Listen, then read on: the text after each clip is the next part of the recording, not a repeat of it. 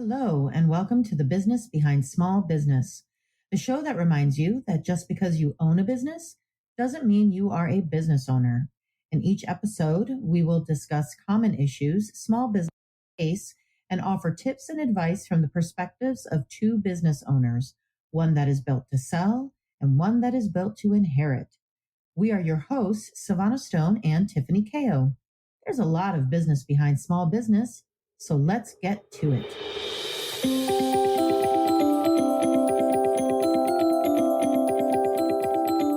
For so many, the work from home situation that was new to a lot of industries in 2020 became the mainstay, and we all had to get used to a new normal. As a business owner or as an employee, you've had to relearn the construct of what it means to be at work, quote unquote. Even if you've been working from home for longer than forced to, or if this is new, the balance and or integration of home and work is still and will continue to be like walking a tightrope. How do you choose which works best for you and why? Let's discuss work-life balance versus work integration. What's the difference? And which choice is more profitable? Before we begin, please note our disclaimer. This is available in both our show notes and on our website and should be referred to before and or after this podcast.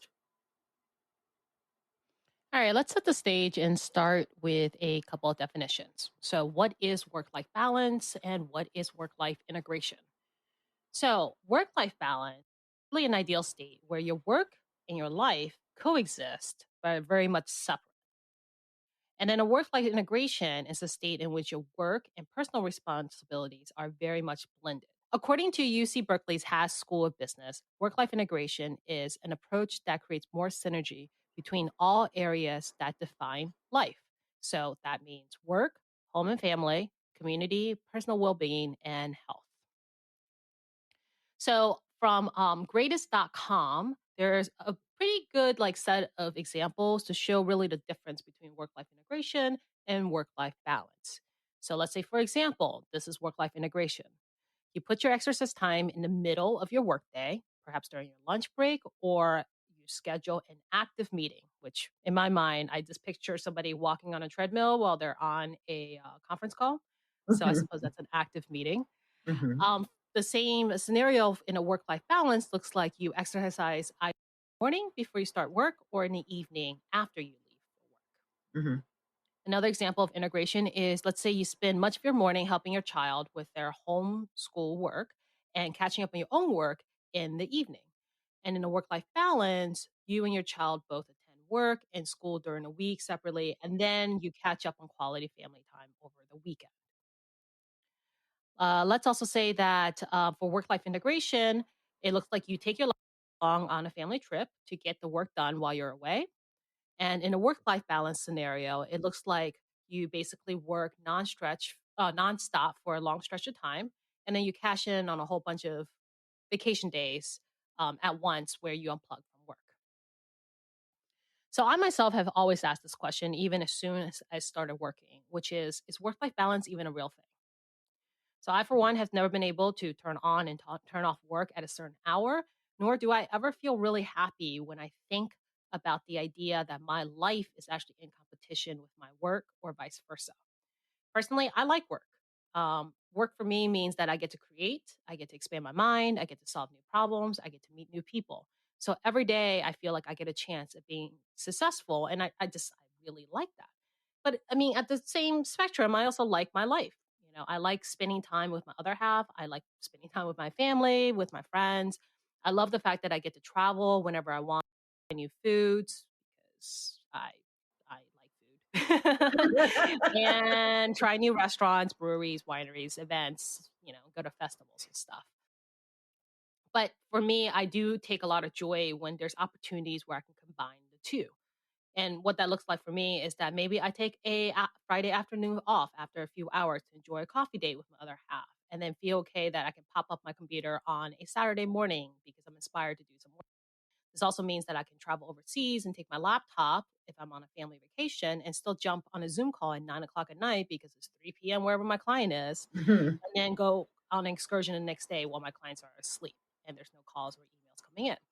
Now, that also means that there are some nights I'm up till midnight working on a project, but then I can schedule some time to kind of have a lazy morning and not have a meeting until 10 a.m. the next day. For me, that's what work life integration looks like. And thank goodness for technology, because if we didn't have that, I don't think any of this would be actually possible to do. But then again, I guess you can say that technology is a blessing and a curse, depending on how you use it.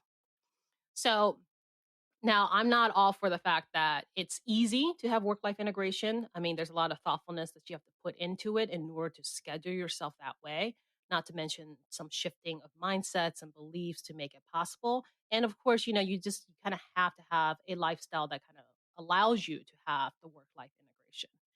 A few things that I say that I definitely learned from living a life of kind of work life integration versus work life balance is that, one, there's a misconception that work life integration means that you're just multitasking. And sure, I mean, I guess you can, like, I don't know, fold laundry while you're on a conference call, or you can respond to emails while you're waiting for like your dinner to boil or something like that. But work life integration isn't just about like incorporating like rote life activities into work. About being able to flow from work to like work activity to personal activity, and then back to work, and then back to personal again, as it fits best your schedule and your energy throughout the day. In fact, if anything, it's kind of opposite of multitasking, because you do want to be fully present for each and every activity to get the most enjoyment out of work life integration, not feel like you're stretched in five different directions because you're trying to pay attention to five different things at once. That just creates a lot of stress. At least it does for me. Apparently, the older I get, the less I feel like I can actually truly multitask. I don't know if that's a reflection of age or just my brain. I'm gonna say it's both. Oh, great. Yay. All right. Another great thing about aging that nobody tells you about. Yep, an aging brain. The second thing is I realize it's important to actually touch on all parts of your life. So, giving equal priority, if not the same level of priority, to work, to health, to community, and to home and family. I think it is really easy for work over, especially if you happen to be in a position or you're an entrepreneur where it's, you have those months where everything feels like they're equally on fire and urgent, and you feel like that's all you can think about and do. But Hmm. if you go down that direction, I guarantee you're going to feel pretty strung out by the end of it, because you're basically letting work overtake everything else. So you're not giving any time or focus to your health, your community, and to your.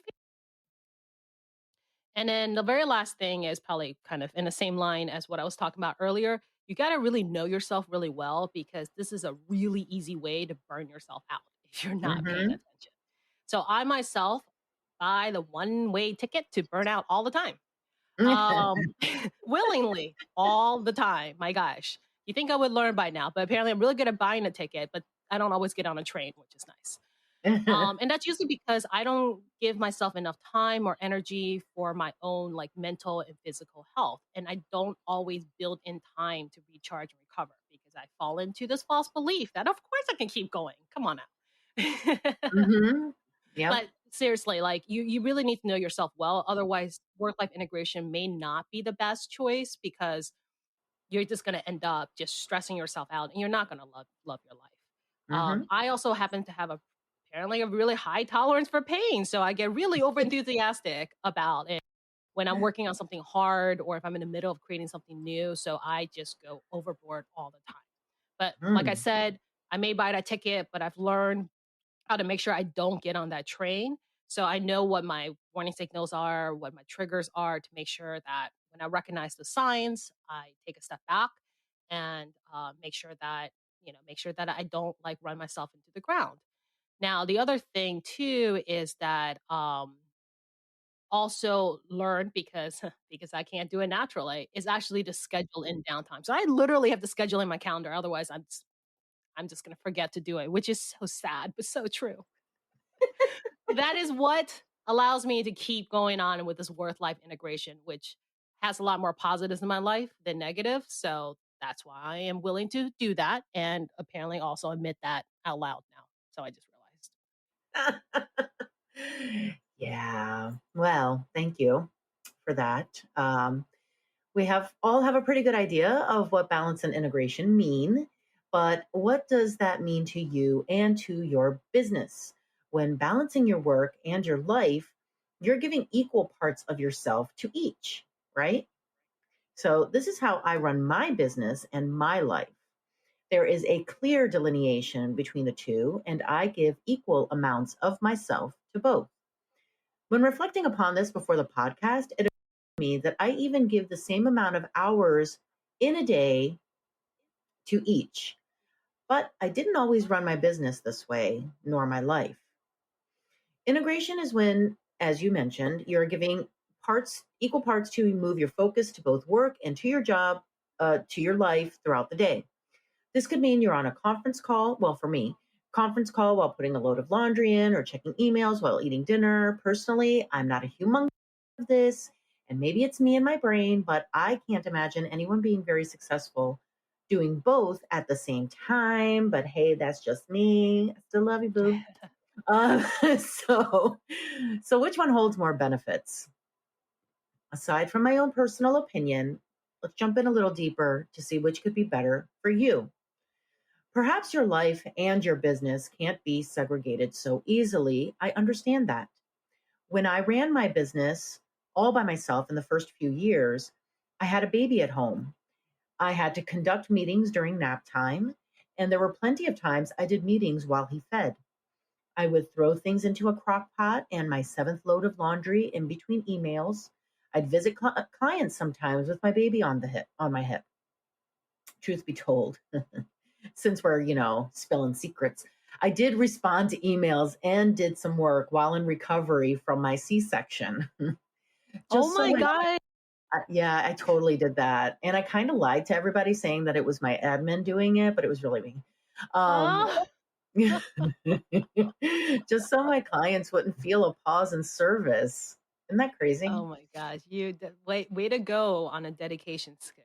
Yeah, like Wow. am I from the US? I am absolutely from the US because that's our work mentality here. It's like, no, no, no, I got this, I got this. Just shove my intestines back in. I got this email. Wouldn't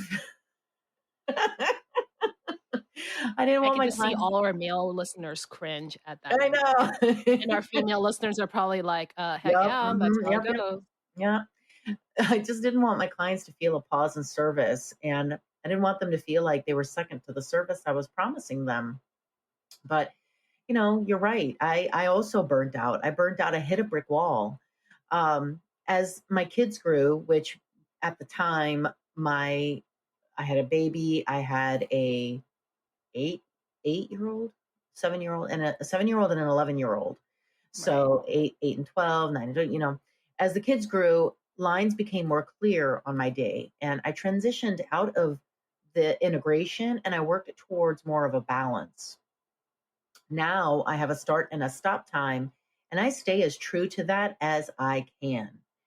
I can't tell if it's made me more efficient because my company has grown exponentially since then. So, did I become successful because of the integration, or did I choose balance because I became more successful in spite of the integration? I don't know. Hmm. In my opinion, the greatest benefit to balance is that when one is done, it's really done. It fits the life I have, and I give 100% of myself to that thing, whether it's life or work, and I can switch to the other, life or work, when that proverbial blows. I will also add that this format or ideal also works best with my hyper focused ADD brain. I get more done and I have a clearer picture of what I need to do when. Now, that's not to say that the other doesn't work at all. The greatest benefit to integration is flexibility. Again, my brain is hyper focused. I get all kinds of discombobulated when work must be done during a previously scheduled life time or vice versa. Somehow I could do it with a baby, but I definitely can't do it now. But for many, that flexibility is key to their success. And I won't doubt that that could have been a key to mine. I can't tell you what would be the best for you, but I can tell you the method I used to figure out what worked best for me. I reflected on my life and my schedule, which in my case, all of my kids, when all three lived, had sports after school.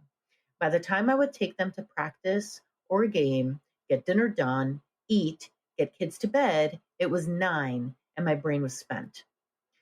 I found that my brain couldn't function on doing more than one thing at a time. So I decided to clearly define my workday, which also, by the way, is around the time that I hit my brick wall, too. And Mm. I also found that when when my clients knew I was working at 10, 11, 12 o'clock at night, they had an expectation of me responding to them when they would Ooh, send me an that's a email slippery too. slope right there. Yeah, so I had to make it very clear that my I was done at 5, and if you expected a response from me, whether or not I check your email, which sometimes I will check the email, but I'll mark as unread so that I can get to it the next day to force me to not work. I think I mentioned this in a previous podcast that I would usually clock out at 3. I start at like 9:30 a.m. I work out, I take the dog for a walk. My son will be home from school. I feed him his snack. I'll take my shower, and by then it's usually about 4:30, 4:45. I check my final emails and respond. I write my list of tasks for the next day so that I don't waste my time doing it in the morning, and then I'll log off for the day. When the kids are at school, I adopt a little more integration because that's what my life requires. But when I'm at work, I am only at work. And when I'm off the clock, I am completely off the clock. In finding what works for you, remember that the purpose is to help you lower stress, become more efficient, and increase your well being. And in saying that, that is the reason why I chose balance over integration.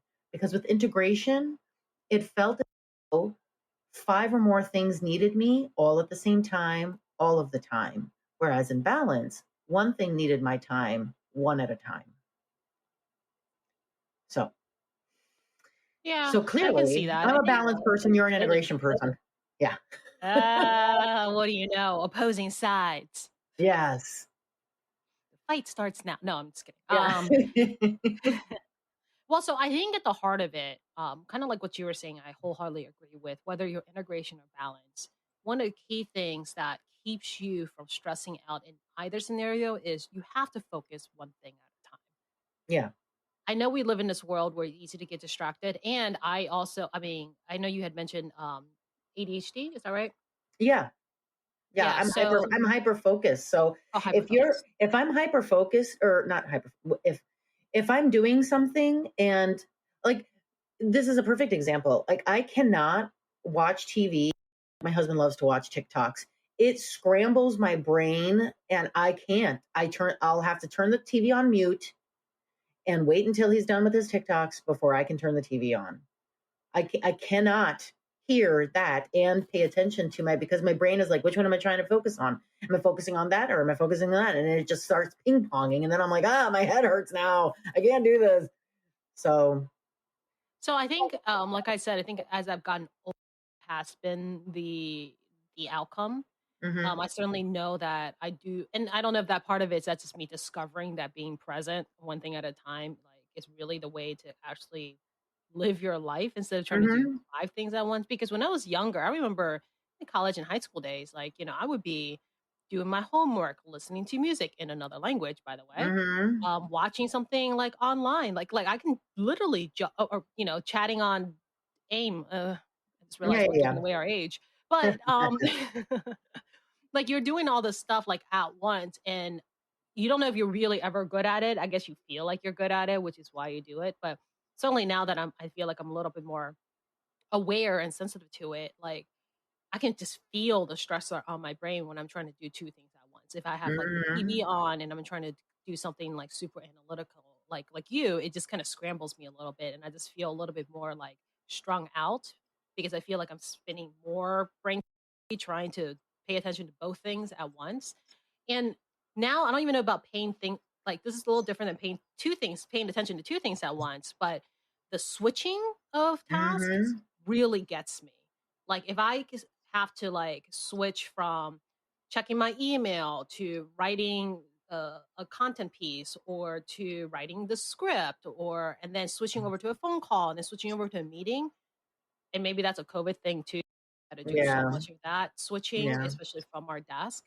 Yeah, that just kills me. every time. I can't keep up with it.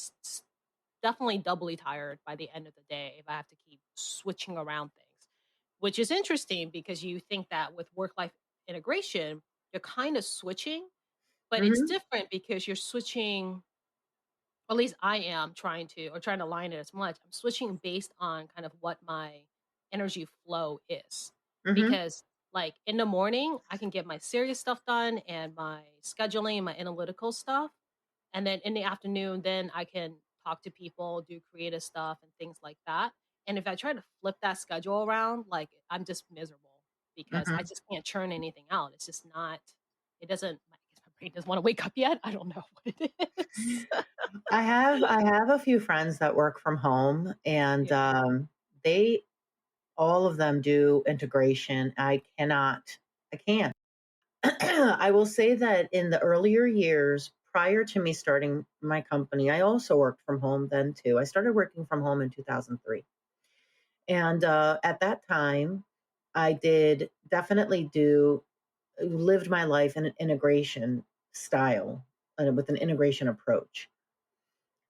I was super stressed out, but I was young and I avoided it like most people 20s and 30s.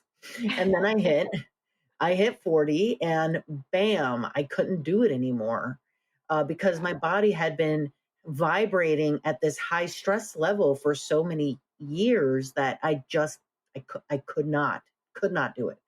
So I understand when people say, "Oh, integration approach is great because then you can do a little bit of like I don't know, like I said, like putting your laundry in between Oh, that meetings drives me or nuts. I can't do that during the nope, day. nope, nope, nope. I live such a scheduled life because it makes me less stressed out. And I've struggled a lot with stress and my ability to manage my stress and manage my happy. Right. And what helps me manage my happy is to put very clear, definitive lines around what is considered work, what is considered mommy duties, and what is considered me time. I got that in Mhm. there too. And even on every day has something else scheduled in it because running a business takes so much out of you, especially in the beginning. A lot of times we start off with just ourselves or just ourselves and our partner or partners. You don't usually start off with a full staff. Most people don't, unless you're opening up a restaurant or a salon or something like that where you have to have staff, right? Right. Um, but even so, all of that office work is still on your shoulders.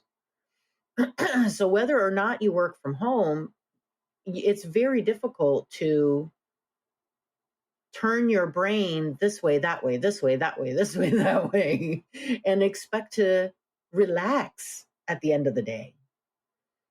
I don't know. I don't see the benefit of an integration approach. I understand that I used to do that, but I did it based off of survival mode. Then, oh, I think I shall try this out and see how it works for me. No, it was more about just trying to survive. But balance, I think, is more successful in managing stress and managing your day to day. Yeah, it just sounds like you are able to compartmentalize like Yes. different parts of you, right? And for that, Hmm. that's how you kind of give them equal focus because you can clearly see where the line is drawn and where it starts and then where it ends.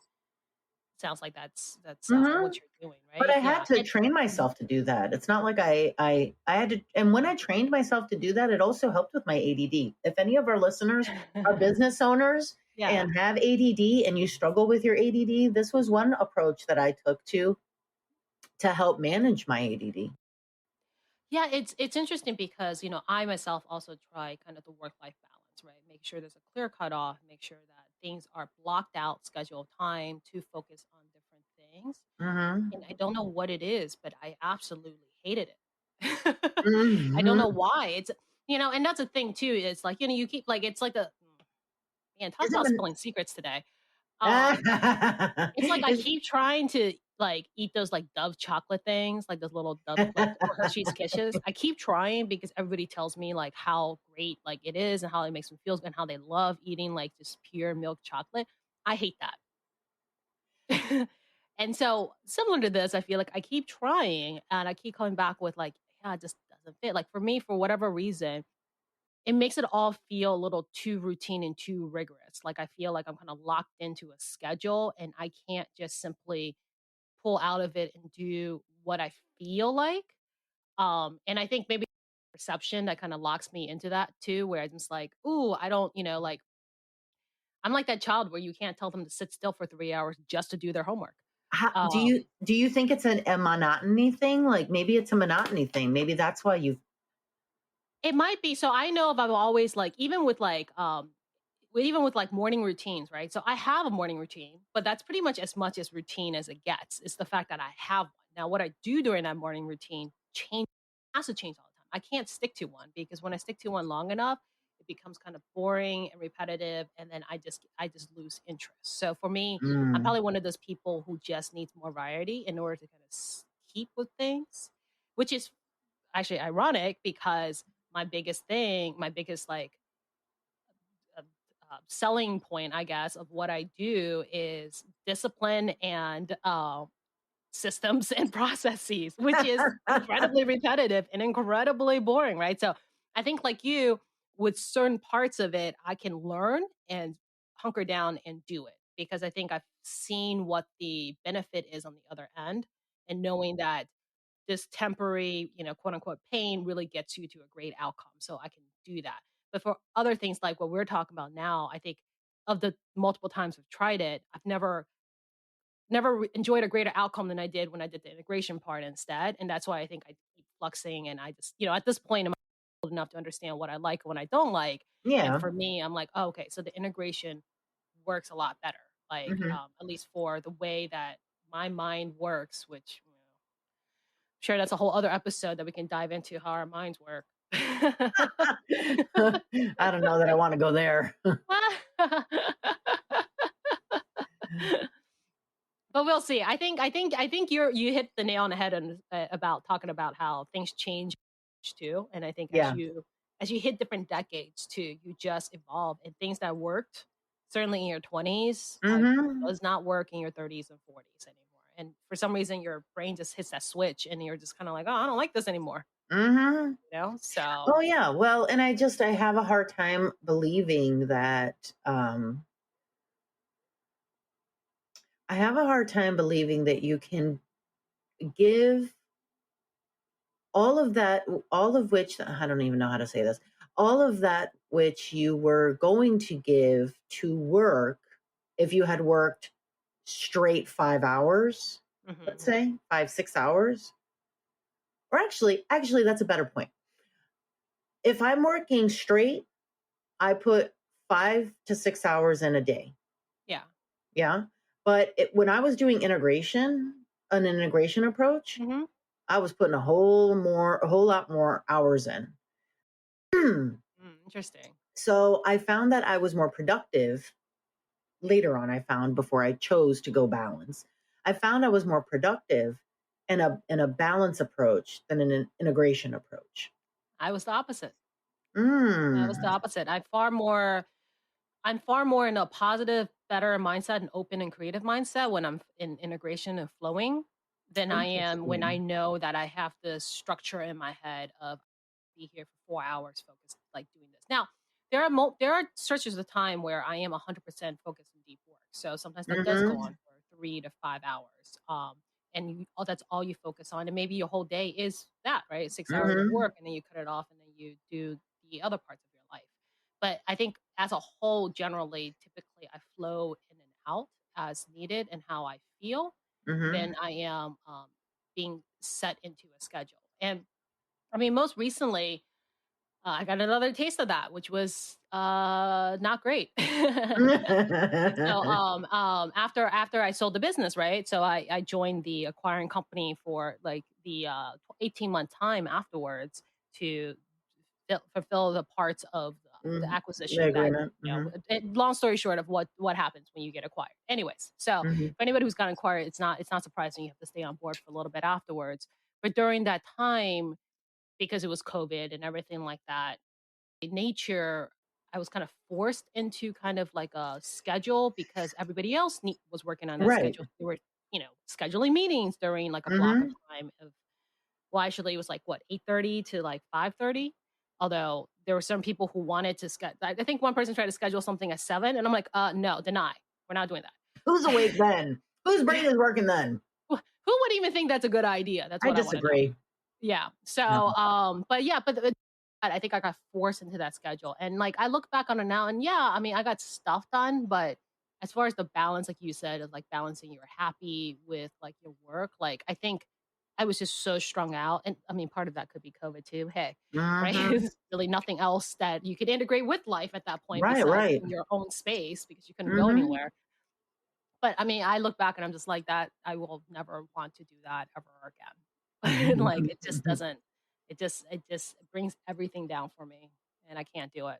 Although I was much happier when I used to be traveling overseas, and I mean, mind you, yes, I had to take a couple 2 a.m. conference calls and stuff like that because it's 2 a.m. where I am, but it's 9 a.m. where my client is. Mhm. But I don't know, I was happy. I was excited. I didn't mind. Things just came easier. Problems became easier to solve for whatever reason because I feel like I was in control of my schedule. Maybe I don't know. Hmm. I'm sure it's all a perception and a mindset at the I end of I the day. guess that just boils down to then what I was saying earlier is that you really Mhm. have to pay attention to the type of personality you have Yeah, and what you think is going to work best for your brain. I would like to think that by the time you become a card carrying adult, you know what you like and what you don't like and what ways in which you can be most successful. yeah. So I guess self awareness is the key. Mhm. One would think. Welcome to adulting. Yep. Yep. That's what. Any hoozles. And in each episode, we like to connect a famous example to our discussion to help you relate our talking points on a more global or well recognized scale. Sometimes we use exact examples of either famous persons or successful business owners of today or in history. And sometimes we use examples of people who inspire us and have inspired today's discussion. So, interesting enough, there's actually an article in the Harvard Business Review called What Successful Work and Life Integration Looks Like. Hmm. So, there's a couple famous examples they use in there as just kind of people who've gotten like famously successful, Mm-hmm. who kind of balance, those different areas we were talking about, like home and life, community, and work. Mm-hmm. So the one I was going to point out was Springsteen. Mm-hmm. And even in the article, it says it's a little counterintuitive to think that rock and roll hero as an exemplary leader, but I'm sure he has a business side to him because he can't be Mm-hmm. where he is without that. And he said himself that he creates music to quote make people happy, feel less lonely, but also to be a conduit for dialogue about the events of the day, the issues that impacts people's life, personal and social and religious. Mm-hmm. I would say he does that pretty well. Mm-hmm. Um, and also with kind of his clarity of purpose from, well, I don't know if he said this himself or the author is saying it, derived from years of painful self-scrutiny. Wow. Maybe it was painful. Maybe. um, it follows naturally that he makes it clear that he expects from people around him, whether it's his family or his band members or like members, like his family or members of his band or whatnot, really kind of integrating like his personal life with his work life. Which I mean, come on, as a musician, I can imagine that there's got to be a lot of blending there, Mm-hmm. especially one of his stature and all the traveling and all the stuff you have to do. And supposedly, like he's kind of known to both his family and his band members as "quote unquote" the boss for a reason. And I think the point of the article is just saying that look, none of the famous examples, including Bruce Springsteen, they weren't exactly born into a life of high privilege, right? They had to work Mm-hmm. really hard for it, and but they didn't do it at the expense of their life, but they probably got to the success they have today because of the fact that they were committed to work, to home, to community, and to Mhm. their own personal lives, right? Mhm. So, kind of like what you were saying, Savannah, whether or not, who knows if one led to the other, but Mhm. maybe it is because you're able to have a work life balance that's made you as successful as you are, Mhm. right? And not Mhm. in spite of it, right? In spite of Right. drawing that line. Um, so that's kind of my famous example. I'll put the link in the show notes below so you can see who the other people are. But I thought it was kind of interesting to pick a rock and roll Yeah, that uh, is cool. person as an example this time around. Cool. Well, in my research, I found an article that lists 10 of the best companies that have successfully integrated work life balance into the company culture. I chose two of my favorite companies, and surprise, surprise, I love more than half of the ones listed here.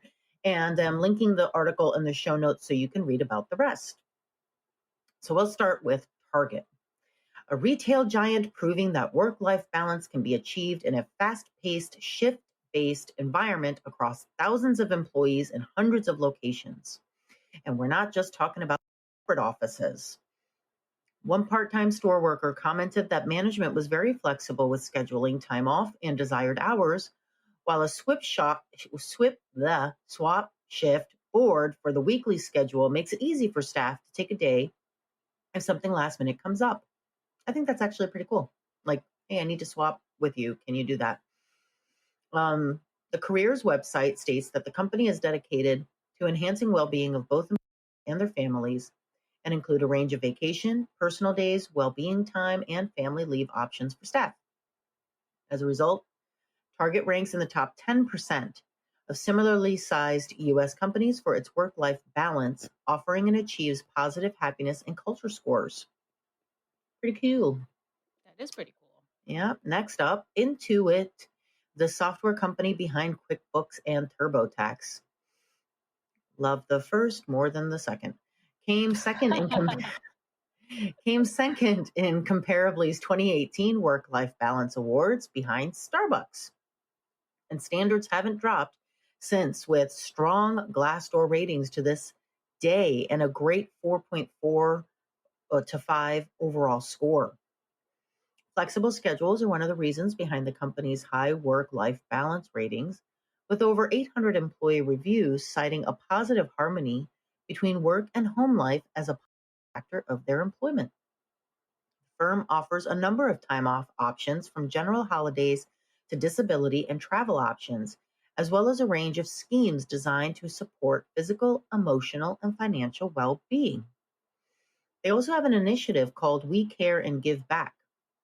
It offers employees up to 5 paid days off a year to volunteer in the community, reflecting one of the company's core values. And I don't know about, but every time I talk to somebody from QuickBooks, they're always happy. They always sound so pleasant. They are very pleasant. Hmm. Yeah, they are. I wish they'll answer some of my questions better, but yes. They do try though. I think that's the thing is, I mean, they try within like, the scope of what they're able to do. But Hmm. now that I think about it, I mean, you're right. They're usually always pretty chippy on the phone. Hmm. With each episode, we'd like to share either books, tools, apps, platforms, or anything we think is a great next step and connector to our discussion. So if you like our subject matter and want to learn more, you'll have a great place to start. Mm. So, I don't have too many suggestions, although I will not be surprised if anybody goes ahead and Googles or goes on Amazon to look for books about how to do work Hmm. life integration or work life balance. I'm sure there will be plenty on Oh, that. yeah. Uh, the only thing is, I guess I have a piece of advice from, I guess, from the work life integration point of view, as somebody who's been doing it for a while and things that work and that things that don't work. Um, Hmm.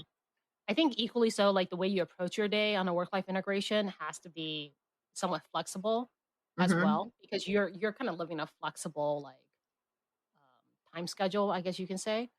So I Hmm. think one thing I had to learn how to shift from, which is a little hard for me to do because I'm a big you know, do list person, is Mm. to kind of transition from thinking about your day in just a series of to dos and then building up from there versus thinking about your day as just what goals am I trying to achieve today, and what intentions and what goals I'm trying to achieve. And the subtle difference of that is that what I ended up finding, because of the fact that with integration, you're kind of flowing in and out and no 2 days are the same, right? Is that when I made a list of to dos, I would get extremely frustrated because I can't finish all the to dos in a day. Well, my day changes all the time. So, of course, I can't finish to dos.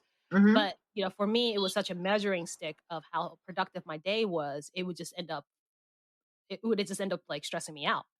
That, oh, I feel like I'm not getting it done, I'm not productive. But Mm-hmm. your list of to dos and how you check them off isn't the so I've learned later on, isn't quite the way of measuring your productivity if that's the only thing you're doing, if that's the only thing you're building. Like you wake up and you just say, all right, here are all my to-dos that I need to do today. And then my measurement of how productive I am is how many of these to-dos I can get through. Right. That was my approach used to be. Now it's more of, well, what goals am I trying to set? Because when I have goals or intentions, if you want to call it, or daily goals, it kind of opens up the window a little bit about how I'm going to approach to getting that goal, right? So I may think about a way of getting to it, and it may not be the to do that I wrote down for the five. I still got to the goal, and Mm-hmm. so that became a little bit easier for me to manage than it was to just have a to-do list. And this all go back to say that I didn't come up with this idea. I actually heard it from Tony Robbins. Mm. I can't for the life of me remember what he called it. He had like some name for it because there's a name for everything he does. Because yeah, okay. But he had something about goal setting. So I think like if you Google Tony Robbins goal setting, I'll see if I can find any to put in the show Okay. link. You'll see it too. But he had a way of approaching it that I ended up adopting, and I was like, oh, I can kind of see how this actually Mm-hmm. works and how it works better with somebody who is kind of going through a flow of a work life integration rather than balance. I like that. Well, I found a fantastic book called Work Life Harmony. Enjoy your life and family more because of, not in spite of, your work by Grant Botma. I think that's such a great name for a book. It's a great title. Right? According to Amazon, Grant Botma provides a step by step guide to help you harmonize the personal and professional parts of your life so family and career work together and complement one another. Most books about balance tell you how to work less. In this book, Grant provides practical examples you can use to cultivate harmony, respect, and love among you, your family, and your job. Your work is meaningful not just because it helps you provide for those you love, but because it's important to you. Learn how to be happier with Grant's simple process and straightforward tactics that empower you to live and work with purpose and harmony, which kind of goes to the same point that I was trying to make, that I needed to learn not just how to manage my work or manage my life, but to how to manage my happy. Not even manage my stress, but to manage my happy. Yeah, I Where love did, that line though. How to manage your happy, because that's the thing. Like, what's the point of like all this work you're doing and all this, like Mhm. if you're not living, you're not happy. Right. Right. So what were the things that were going to make me happy? How do I need to construct my day to satisfy the happy in me? And then where would I carve out time to focus solely on my happiness? So I had to find that within me and to create it in my day. And that blueprint is what I follow every day. Well, I like the fact that I think the underlying theme that regardless of what you choose, it sounds like you have to give you have to give attention to all the parts of your life, right? Mm-hmm. Don't let one. I mean, I'm sure there are weeks you go through where things may be in balance, and you're heavier on work than you are Mm-hmm. on your personal life or your family or whatnot. But then, to be thoughtful and making sure you switch that balance around and rebalance it the following week, so that it doesn't just go on for a long period of time where your work is overrunning your life, and you get Mm-hmm. to that place where you're asking like, well, where is my happy? what Right, right. what happened, right? Mm-hmm. And I think as women, we also tend to give so much of ourselves to everyone around us that we don't generally hold on to a piece for ourselves. Oh, Um, well, that's very true. I think we just all naturally do that for whatever mhm, reason. yeah, which is why, that makes it even more important to find the right, I guess, recipe for your day. How much of this and how much of that in Yeah. order to come up with the perfect day to day for you so that you don't burn out and people are like, still trying to suck things out of you like the giving tree. So, which I should say is another one of my recommendations. There you go. Probably one of the greatest books to ever read. Anyway, so Well, I agree with you there. That is a very good point, especially for our women entrepreneurs out there. yes. It's really easy to get sucked in, and you're getting pulled in all direction, and there's no left of you for you anymore. At the end of Hmm. the day, Hmm. that's important, no matter what stage you're in. Hmm. Not to say that the our male listeners don't go through that too, but men seem to have a better way of defining or vocalizing. I feel like men have a better way of vocalizing than women do. Women tend to, no matter how, and I say this for myself too, sometimes, no matter how strong you are, sometimes you're like, well, I just don't want to upset you. So I'm going to say yes. And it's hard to come to a decision that you don't want to live in a life of fear. For the male listeners out there, this is probably a little bit of a generalization, and feel free to let me know if this is not correct. But I think, in my opinion, I think it does. I think men get put in the same position, and like you were saying, like they may be able to draw the lines better. But I want to say the underlying idea there, I think it just bothers them less. Yeah. Yeah, Like probably. I feel like it bothers women more if we upset somebody than I think mostly men like are like they may be bothered for a minute and then they quickly forget about it. Yeah, Whereas yeah, that's I true. feel like as women, we kind of take it with us and we get really bothered by, did I really upset that person? Did I really let them down? Disappoint them? Like I think we Yeah. just kind of keep going and men are like, Meh. oh, yeah, right? Yeah. And Yeah, you're right. sometimes I'm kind of like, that's an amazing superpower, which I don't have. But hey. I don't either. I'm trying though. Please join us for our next episode where we will discuss the difference between a bookkeeper, accountant, and CPA, who you need when. Oh, such a good topic. I know, with the end of the year Gosh. before us, this is a very important episode, Oh not to be my missed. gosh. The Mhm. level of things I still have seen. It's been 10 years, people, and I still see the same terrible relationship that Yes. is set up between a business owner and their